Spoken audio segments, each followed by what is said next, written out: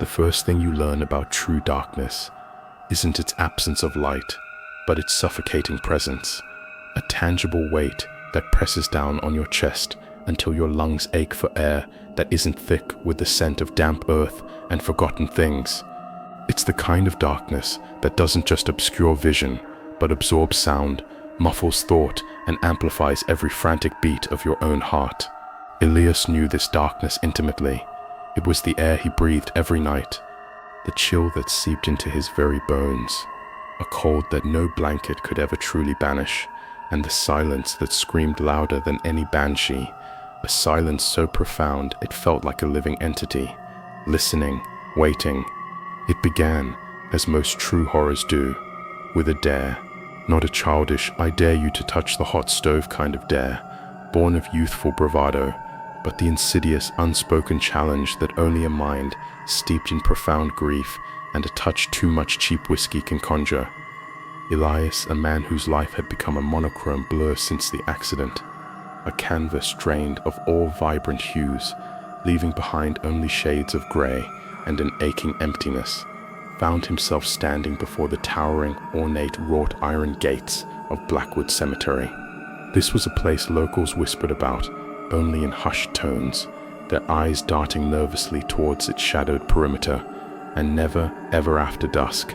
It was the kind of place mothers warned their children about, not with specific threats of ghouls or ghosts, but with a general air of dread that seeped into the very fabric of the town, an unspoken understanding that Blackwood held secrets best left undisturbed.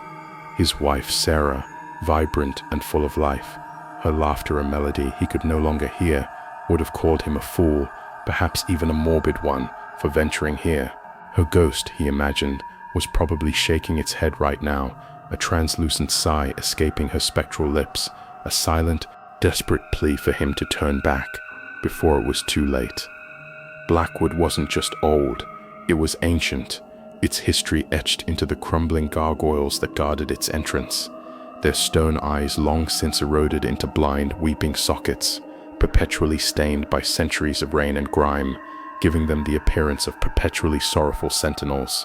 The trees within, gnarled and skeletal, their branches twisted into grotesque, claw-like forms, seemed to claw at the perpetually overcast sky, their limbs draped with a thick, clinging moss that looked suspiciously like tattered shrouds, fluttering faintly in the non-existent breeze, as if stirred by unseen hands.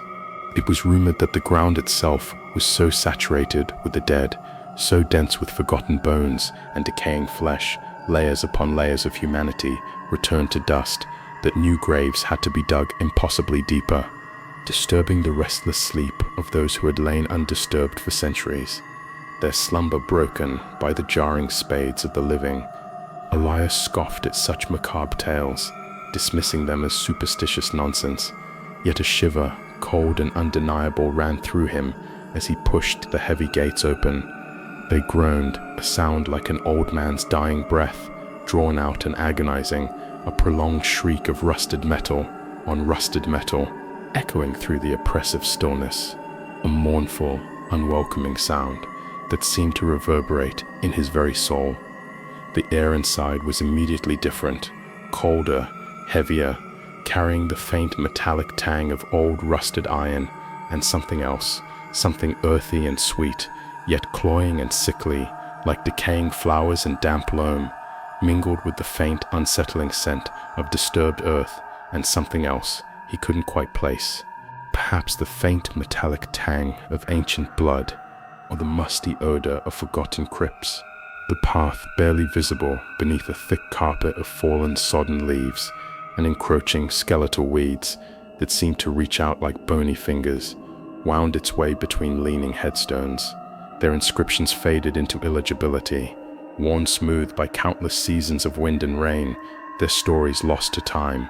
Angels, their once proud wings chipped and broken, their faces eroded into featureless masks, wept silent tears of stone, their grief frozen in time, their beauty long since marred by decay. Obelisks, once proud and defiant, now tilted precariously, some cracked down the middle, threatening to topple with the next phantom gust of wind, their shadows stretching long and distorted in the fading, sickly light, like grasping specters. Elias had come for a reason beyond the dare. He'd heard the whispers, the folklore passed down from generation to generation, hushed stories shared around dying embers on cold nights, told with wide, fearful eyes on the night of the autumnal equinox, when the veil between worlds thinned to a gossamer-thin membrane, a mere breath separating the living from the dead. The oldest graves in Blackwood would whisper, not words, not coherent sentences, not even discernible voices, but a faint, almost imperceptible hum, a collective sigh from the earth itself, a resonance of countless buried lives, a symphony of the departed. It was said to be the sound of forgotten memories, of lives unlived, of secrets taken to the grave, finally trying to break free, to exhale into the living world, to touch the realm they had left behind. And Elias, desperate for any connection to Sarah, any echo of her vibrant life, any sign that she lingered, that a part of her essence still existed somewhere, had clung to this morbid, desperate hope, like a drowning man to a splintered plank, willing to believe in anything that offered a sliver of comfort. He navigated the labyrinthine paths, his flashlight beam cutting a shaky, uncertain swathe through the deepening gloom, making the shadows dance and stretch. Each shadow seemed to stretch and writhe, transforming into grotesque, fleeting figures before his eyes, a hunched form, a reaching arm, a leering face, only to dissolve back into the oppressive darkness when he focused, leaving him to wonder if he'd truly seen anything at all. A sudden rustle in the thick undergrowth, closer than he liked, made him jump, his heart hammering against his ribs like a trapped bird trying to escape its cage. It was just a squirrel, he told himself, or perhaps a rat, but his hand trembled uncontrollably as he gripped the flashlight tighter, the plastic cold and slick with sweat, his knuckles white. He passed a crumbling crypt, its iron door slightly ajar, revealing an impenetrable blackness within that seemed to pull at his gaze, hinting at untold horrors, at things that had been sealed away for a reason. The air grew heavier with each step, the silence more profound, the feeling of being watched more intense. Deeper into the cemetery, the headstones grew older, more ornate, and far more unsettling. Some were simple, weathered slabs, barely rising above the tangled roots, their surfaces so eroded they looked like ancient teeth gnawing at the earth. Others were elaborate mausoleums, their stone facades crumbling, their doors sealed with massive rusted chains that looked as if they hadn't been touched in centuries, protecting secrets no living soul should ever uncover. He found himself in a section where the graves were so ancient they were little more than indistinct mounds of earth, covered in thick, clinging moss and gnarled roots, marked by stones that had sunk almost entirely into the ground, as if the earth itself had swallowed them whole, reclaiming its own. This, he knew, was the heart of Blackwood, the place where the oldest, most forgotten souls resided, their presence a palpable weight in the air, a cold, heavy pressure that pressed down on him from all sides. He switched off his flashlight, plunging himself into absolute, suffocating darkness. The moon, a mere sliver of bone white in the bruised, starless sky, offered no comfort, only a faint spectral glow that seemed to highlight the surrounding shadows, making them seem even deeper, more menacing. He stood, straining his ears, listening, every nerve ending taut, every muscle tensed. At first, there was nothing but the frantic beat of his own heart, a frantic drum against his ribs, the blood rushing in his ears, a roaring torrent that threatened to drown out all other sound. Then, a faint, almost imperceptible shh.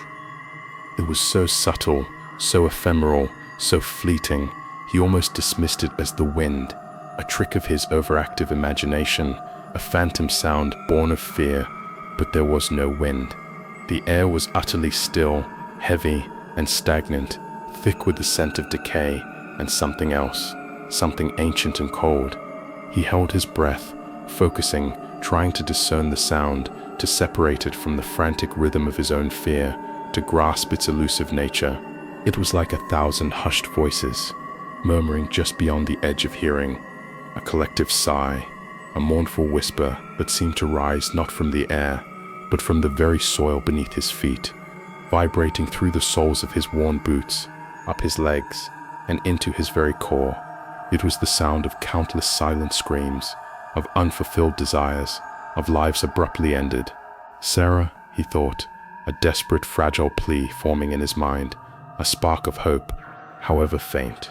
In the overwhelming darkness, he took a hesitant step forward, then another, drawn by the spectral symphony, by the possibility, however remote, that it might be her, a final message from his lost love. The whispers grew, not louder in volume, but clearer, more distinct, like individual threads weaving into a terrifying tapestry of sound, each thread a fragment of a lost soul. He heard what sounded like a child's soft, inconsolable sob, a woman's drawn-out, heart-wrenching lament, a man's guttural, despairing groan, all interwoven into a chilling chorus. They weren't words, not coherent language, but raw emotions, echoes of pain and sorrow, of regret and longing, trapped for eternity, finally finding a voice, a way to express their unending torment. He stumbled over an unseen root, falling heavily to his knees beside a particularly ancient, moss-covered stone, its surface rough and cold beneath his palm.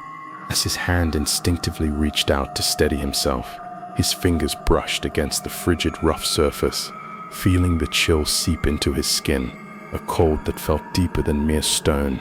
And then abruptly, terrifyingly, the whispers changed. They coalesced, focusing, as if the myriad voices had suddenly found a single terrifying purpose, a singular point of malevolent attention, all directed at him. He heard his name, not spoken aloud, not with a human voice, but felt a vibration in the air, a cold breath against his ear, a thought implanted directly into his mind, bypassing his ears entirely. Elias. It was a sound that resonated deep within his bones, chilling him to the core, a personal invasion of his sanity. He scrambled back, his mind screaming in protest, recoiling from the unseen touch, the intimate violation of his personal space. This wasn't Sarah, this was something else, something ancient and malevolent, something that predated human understanding, a primal force of the grave. The whispers intensified, no longer mournful, but demanding, accusatory, a chorus of indignant rage, growing louder, more insistent, more menacing. He heard snippets, fragments of thoughts, not his own, but belonging to the earth itself, to the countless dead beneath him. Why are you here? You disturb our rest. You carry the living scent. You are not one of us. You will join us. Panic, cold and sharp, pierced through the fog of his grief, a jolt of pure, unadulterated terror that eclipsed all other emotions. He fumbled for his flashlight, his hands shaking so violently he almost dropped it, his fingers numb with fear, clumsy and unresponsive. When the beam finally cut through the absolute darkness, it illuminated something that made his blood run cold, freezing in his veins, turning his very essence to ice. The ground around him was disturbed, not just a little, but significantly. Freshly turned earth, dark and rich, as if someone had been digging recently, very recently, the soil still loose and damp. And then he saw it, a hand, a skeletal hand, bone white and brittle, its joints impossibly sharp, pushing its way slowly, inexorably, out of the dark earth beside the moss-covered stone. Its fingers, impossibly long and thin, twitched, beckoning, a silent, horrifying invitation to join the eternal slumber. The whispers roared in his ears now, a cacophony of agony and rage, 1,000 voices screaming in unison, a deafening chorus of the damned. He saw other hands, pale and bony, some still caked with dark, clinging soil, emerging from the soil around other graves, like grotesque, blossoming flowers of death, pushing through the earth with an unnatural force.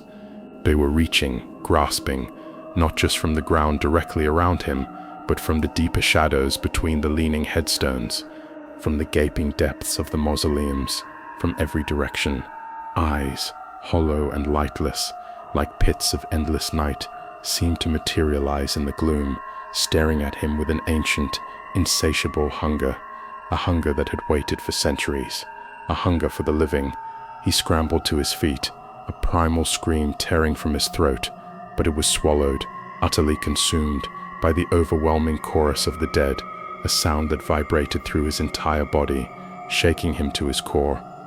He ran blindly, stumbling over unseen roots and crumbling markers, his legs pumping, his breath ragged.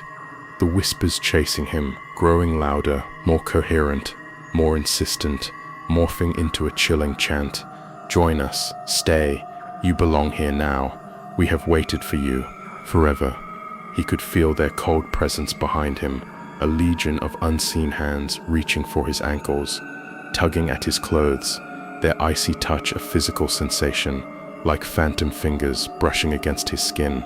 The air grew impossibly cold, the temperature dropping several degrees in an instant, and he could see his breath fogging in the frigid night, swirling like spectral mist around him, a visible manifestation of his terror. He risked a glance over his shoulder, his heart seizing in his chest, threatening to burst. A figure stood silhouetted against the faint moonlight, tall and gaunt, its form indistinct, shimmering like heat haze, a distortion in the very fabric of reality. It wasn't a ghost, not in the traditional sense, not a transparent ethereal being. It was something older, something that had been part of Blackwood for centuries, a guardian of the forgotten, a manifestation of the cemetery's ancient malice, a being born of death and despair. Its head was tilted, as if listening, its featureless face turned towards him, and then it began to move, gliding effortlessly over the uneven ground, its speed unnatural, terrifyingly swift, gaining on him with terrifying certainty, its silent pursuit more chilling than any scream.